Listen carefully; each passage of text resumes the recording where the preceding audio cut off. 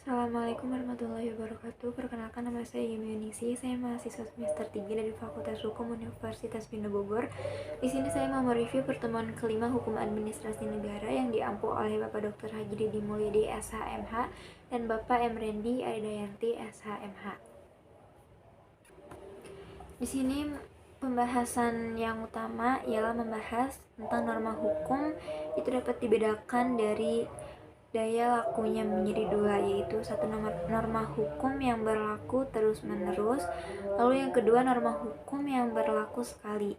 Norma hukum yang berlaku terus-menerus ialah tidak dibatasi oleh waktu, yang artinya yang bisa dilakukan kapan saja secara terus-menerus sampai peraturan itu dicabut atau diganti dengan peraturan yang baru.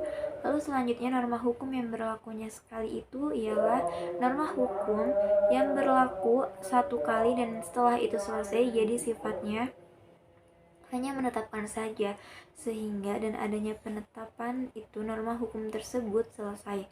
Selanjutnya ada norma hukum tunggal, yaitu suatu norma hukum yang berdiri sendiri dan tidak diikuti oleh suatu norma hukum lainnya. Lalu selanjutnya ada norma hukum berpasangan, ialah norma hukum yang terdiri atas dua norma hukum, yaitu A. Norma hukum primer dan norma hukum sekunder.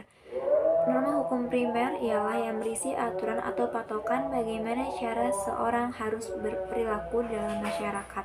Lalu norma hukum sekunder ialah yang berisi cara penanggulangannya apabila norma hukum itu tidak dipenuhi atau tidak dipatuhi.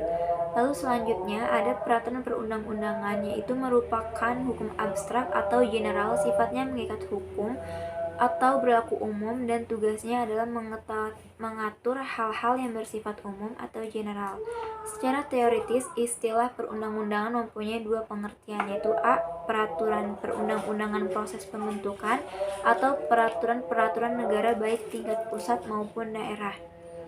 Adapun perundang-undangan itu segala peraturannya negara yang merupakan hasil pembentukan peraturan baik di tingkat pusat maupun di tingkat daerah.